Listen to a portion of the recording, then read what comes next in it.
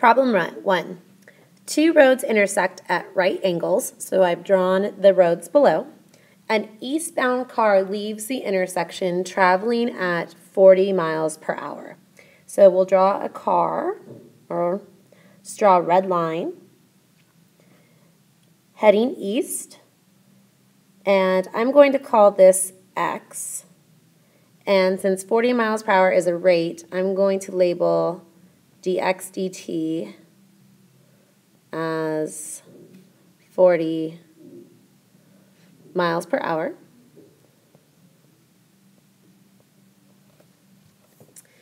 And 2 hours later, a northbound car leaves the same intersection at 30 miles per hour. So I'll draw the northbound car in blue.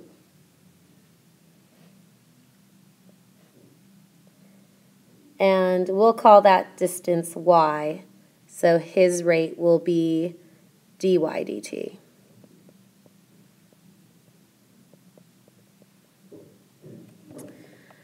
How fast is the distance between them changing 5 hours after the eastbound car leaves? So I'm going to draw the distance between them in green.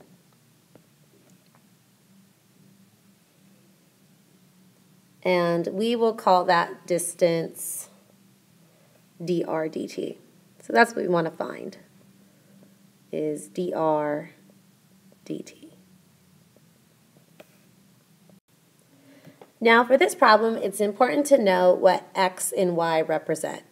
Since dx dt is 40 miles per hour, we know that x represents the miles that the car has driven. And the same thing for y. We know that y represents the miles that the car has driven. So if we are trying to figure out the distance between them after the eastbound car leaves for 5 hours, it's important that we know the distance that that car has traveled within those 5 hours. So to figure that out, we simply just need to say 40 times 5. I should be doing that in red.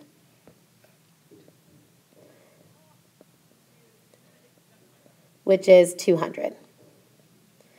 So we know that the car has traveled 200 miles in 5 hours.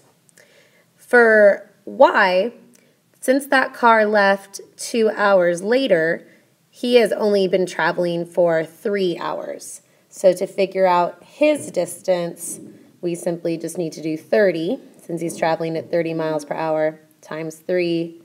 So the y car has only traveled 90 miles. So to find dr dt, we need to write an equation that relates x, y, and r. And since this is a right triangle, we can use Pythagorean theorem to have x squared plus y squared equals r squared.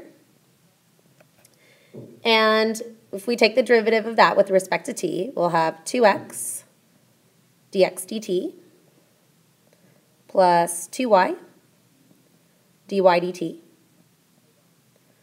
equals 2r dr dt.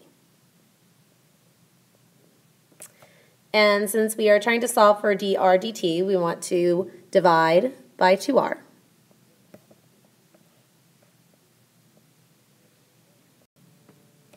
This will give us x dx dt plus y dy dt all over r equals dr dt. And now I can plug in the rates that I know for dx dt and dy dt. So I know that dx dt is 40.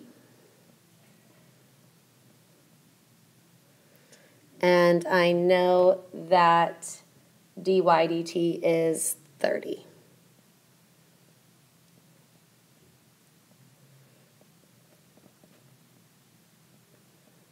So now we have an equation that will help us answer our problem.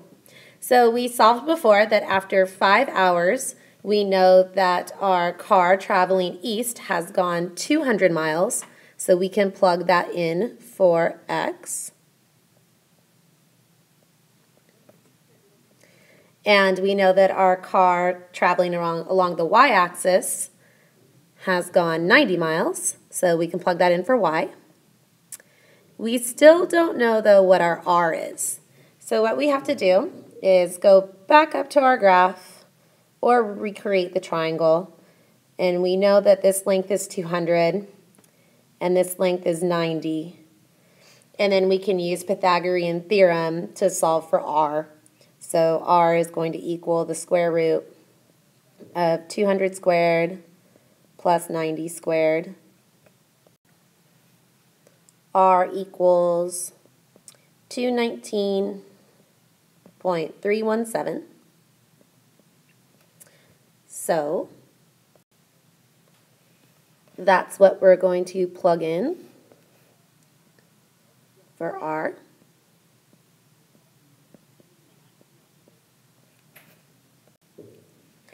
Which gives us 48.788 for dr dt. And the units on that would be miles per hour. For problem 2, at the end of an assembly line, metal shavings are emptied into a conical pile whose height is always the same as its diameter. If the shavings are spilled onto the pile at a rate of 10 centimeters cubed per second, how fast is the radius of the pile increasing when the height is 5 centimeters? So let's draw a picture of our conical pile. So you can imagine metal shavings being dumped and a pile is forming, and the pile would kind of look like this. And we know that the height is always the same as the diameter, which means that the height divided by the diameter would always be 1. Or you can think about it as the height divided by the radius. The radius is 1/2 the diameter. So the height divided by 1/2 of the diameter would be 2.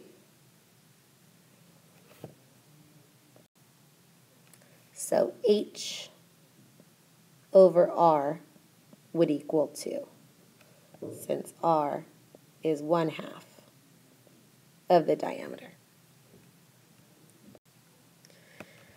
If the shavings are spilled onto the pile at a rate of 10 centimeters cubed per second, we know that that's the rate of the volume because of the centimeters cubed. So we know that dV dt equals 10 centimeters cubed per second. So now the question is, how fast is the radius of the pile increasing when the height is 5 centimeters? So we are looking for dr dt.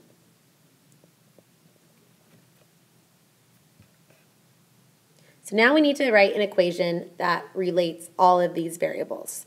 So we can write that the volume of the cone is 1/3 pi r squared h. And since we're solving for dr dt, we want to be able to replace the h. We only want the variable r in our volume equation. So we can use this equation that we came up with earlier, h over r equals 2. If we multiply r to the other side and then divide by 2, we get that, oh, I'm sorry, we just have to multiply r to the other side, so we get that h equals 2r. So we can go to our volume equation and replace the h with 2r, which would give us 1/3 pi times 2r cubed.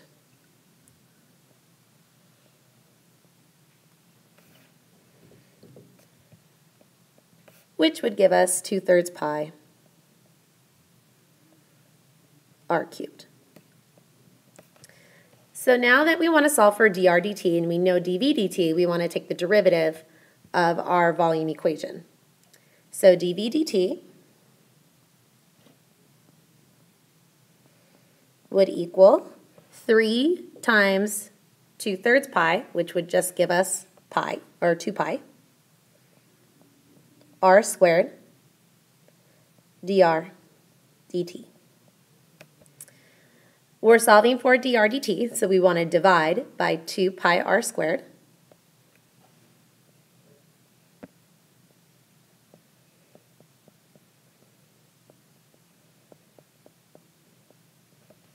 So we have that dr dt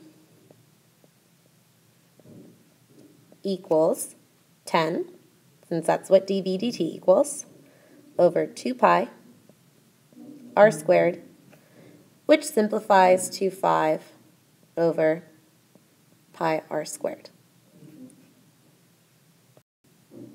Now we want to find what dr dt equals when the height of our pile is 5. However, there is no place in our equation to plug in height. So we can go back to our equation h over r equals 2. We can plug in 5 for our height. So we know that when our height is 5, our radius would be 5/2. And that's what we can plug in for our radius in our dr dt equation.